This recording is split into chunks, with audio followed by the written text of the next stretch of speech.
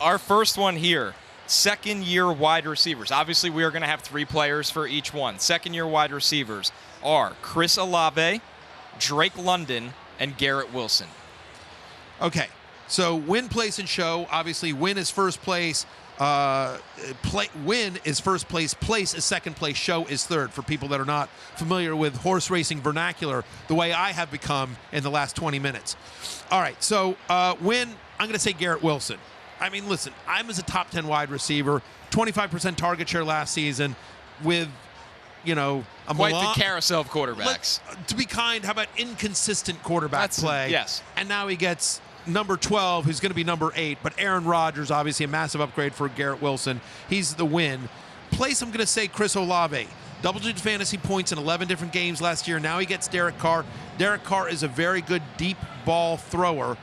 And I think his game actually sets up really nicely for Chris Olave. I think they'll run a lot of play action with the running backs as well. So for me, Carr, who was top 5 in deep ball rate and deep completions over the last 2 years, is a perfect antidote for Olave. He's placed, which means show is Drake London.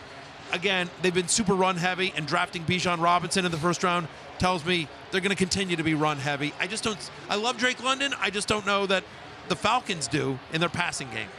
Jay, any disagreements here, or are you in line? No, I'm in line, and I do think that I thought Olave had every bit as good a season as Wilson last year, maybe even a better season, just on like a per route run metric, just because he missed some time, so his stats didn't look quite as good.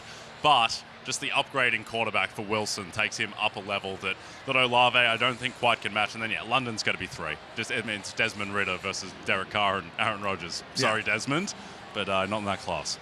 Or maybe Taylor Heineke. Okay. Don't count out Heineke, baby. Our next fantasy trifecta is running backs on new teams. In this one, we have new Philadelphia Eagle, DeAndre Swift. We have new Carolina Panther, former Philadelphia Eagle, Miles Sanders, and then new Detroit Lion, David Montgomery. What do you like here, Barry? I don't know that I love any of them, candidly. I'll be honest with you. I don't love any of them, but if I have to pick one, I'm going to say Miles Sanders for the win. He's my running back 23. Remember, the Panthers were top 5 in rush rate last year. They ran a ton. And with Bryce Young under center, that's my expectation as well, is that they're going to want to ease in the rookie.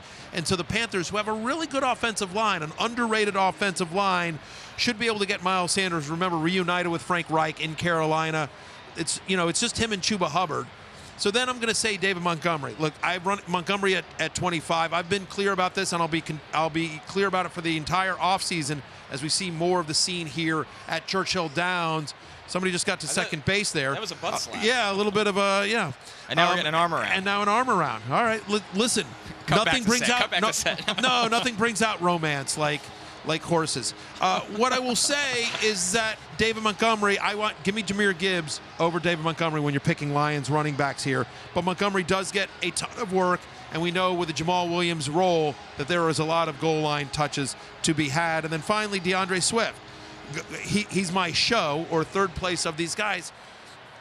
It's a better move for him just getting out of Detroit, where he was clearly third in line, but now he goes to Philadelphia, where he's a threat to be vultured by Jalen Hurts. He's competing with Rashad Penny and Gainwell and Scott. And, oh, by the way, they don't throw to the running back last year. That was the thing, is that DeAndre Swift had at least 45 receptions each of the last 3 seasons. I don't think he gets there in Philadelphia unless there's an injury to a lot of guys, because they just don't throw to the running back. They don't need to when you've got A.J. Brown and Devontae Smith and Dallas Goedert. Yeah, 3 really good offensive lines here, so that makes it good situations for all of these teams. I think Swift, he probably has the highest upside and the lowest downside, just because I think he's the most talented guy out of these 3, but also he's just got the most competition where sometimes you just go and look at the depth charts for the positions for running back. No, he's got to compete with Jalen Hurts. Jalen Hurts is the issue for him, more so, I think, than Rashad Penny or Kenneth Gainwell or whomever. I think Sanders is the safest, and you have to think as well back to Deonta Foreman and Chuba Hubbard. They were great for stretches last season. You just didn't know which one to go with each week. And also Frank Reich, really good play caller, and Jonathan Taylor's 2021 legendary season was with Frank Reich, so we know that he can extrapolate a really good running game. All right, rather than us decide the next category, we have a fan on the grounds that'll do that. Matthew, I'm a great admirer of your show. I'm a diehard Colts fan. Can you give me some updates on our quarterbacks? admirer there, Barry. I appreciate it. That guy feels like Look he's at the seen grit. some horses. Yes. That guy, he's not like me. This is my first horse race. That guy has seen some races. I think he's been here for a little bit. So are we doing a cat? We're doing let's transition it to include the rookie quarterbacks then. Okay, sure. Because obviously he is talking about Anthony Richardson being drafted by the Colts. So Anthony Richardson is in this one, of course, with the two guys taken ahead of him. And we got horses coming behind us, by the way. This this is a horse 2 for me. I got all right. There we go. There we go. I got horse you have 3. I have horse 3. I'm on 6. Where's 3? Is 3 coming around the bend? Where's 3? I think 3's Give last. me 3. 3's in last? I don't know. It's outrageous. Picking losers left and right over here. I have no idea where the standings are I told my right now. producer, Steven D'Agostino, to make bets for me because I was in a Derby production meeting. And if he had won, I was going to take credit for it. But if he lost, I'm going to blame it on him. And they're coming down the stretch right here. We'll talk about Anthony Richardson in a second. But here we go. They're coming down the stretch. And who won? Did 3 win? I think 1. Brutal. Well, you don't win them all. All right, so I want to make sure 3 lost. Did 3? Yeah, here's 1, 2, 10. 3's in 4th. I got 4th place. Circle back, Jack 1. Man, I was close with horse 2. Tough scene. So we will do the rookie quarterbacks. Very dramatic. Thanks. Yes, extremely. Obviously, I asked about Anthony Richardson. The 2 guys drafted ahead of him, Bryce Young, C.J. Stroud. What do you do with these 3? Anthony Richardson for the win, right? He'd be my first place. Honestly, the rushing is so valuable, dynamic, and valuable. Like, I think that there's a chance that you see Jalen Hurts' rookie year. He played 4 games, or Lamar Jackson's. I think he played 7 or 8 his rookie year. But you think about the quarterbacks, those 2 guys, even maybe Josh Allen, they all profile the same, which is incredible athlete, great mobility, still a little bit raw in terms of their passing production. But I think given that offensive line, given the play calling in Indianapolis, Richardson's the guy that will have the most immediate fantasy value this year. Then I have Bryce Young. Again, with Carolina, adding Mingo, Thielen, DJ Shark, good passing game, coach in Frank Reich. For me, he's the number 2 guy. And then C.J. Stroud, 3rd place in show. Just because, Nico Collins, tanked out. Like, who's he throwing to? You don't like Nico? Not compared to the weapons of the other guys. I just think, Houston's just a team that just is devoid of talent, right? And they're getting there. They're building something. They're building it.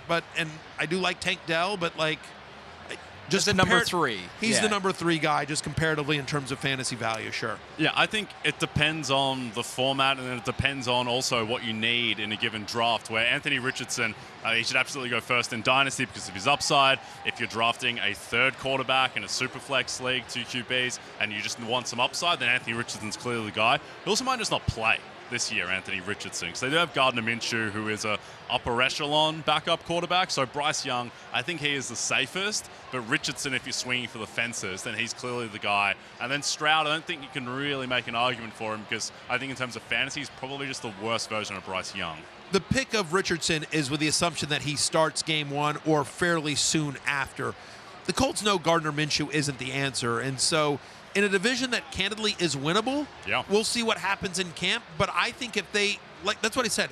I think if you think about Lamar Jackson's rookie year, where they just didn't let him throw that much, but they ran kind of a very simple offense because they waited for Lamar Jackson, who eventually would, very soon after would win an MVP. But that's what I could see them doing with Richardson. Our last category, rookie wide receivers. This is for redraft here, Barry. This is not dynasty specific. And we have Jordan Addison, Quentin Johnston, Jackson Smith, and Jigba. 3 players that were drafted all in that same cluster in round 1.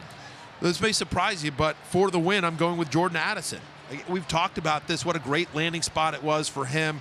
With Adam Thielen leaving, that's 107 targets up for grabs. Adam Thielen ran the 2nd most routes of any wide receiver in the NFL last year.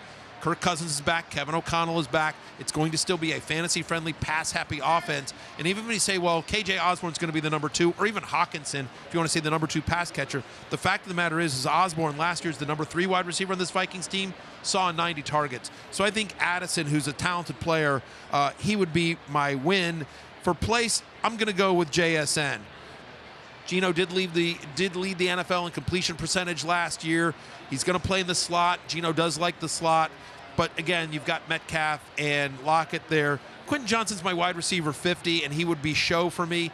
As long as Mike Williams, Keenan Allen, and Austin Eckler are on the team and healthy, we don't know Eckler's status as of this broadcast, but Johnson feels to me like he's probably like the fourth option. Josh Palmer as well will get some run. Really love the landing spot dynasty-wise for Quentin Johnston, but he's third place for me for this year. Yeah, I think Addison's the guy, and he's the favorite in the market to lead rookies in receiving yards, so that matches up. I think the JSN, there's so many guys there, and also Pete Carroll loves to run the ball, and also they just drafted a running back in the second round to go with the guy that just came second in Offensive Rookie of the Year in Ken Walker, so I think that's a little bit crowded. I think Johnston might just have a bit more upside just because of that, where he could become, there are worlds where he could be Justin Herbert's number 2 guy with how much that Keenan Allen and Mike Williams get hurt, so I might even have him number 2, but I agree that Addison is the guy. Yeah, it'll be interesting just what injury impacts these guys, because Quentin Johnston really needs an injury in front of him to be bumped up. But like you said, Barry, it's hard to disagree with Addison being number 1 because he's the one of those 3 guys that doesn't need that. He just gets to camp, and it's like, hey, congrats, you're probably our number 2, unless they really do love KJ Osborne that way. So, all right. Well, and just I wish I had a hat. I feel like I really dropped the ball. I feel like I dropped the ball. I feel like I should have worn a hat on set today. I just want to apologize to my public. Here's a bunch of people that also aren't wearing hats. Well, I've seen surprise. A lot more women wearing hats than men, but some men are wearing. Look, that guy's got a hat. There you go. Hey, it's Matthew Berry from NBC Sports and RotoWorld.com. Just want to thank you so much for watching what you just watched, or at least being too lazy to click out of it after the autoplay just kept it going. So either way, thank you so much for just letting it scroll by your screen. And now I'd like to ask you respectfully, okay, please subscribe to the NFL on NBC YouTube channel for the latest NFL news, fantasy headlines from RotoWorld, and betting analysis from NBC Sports Edge.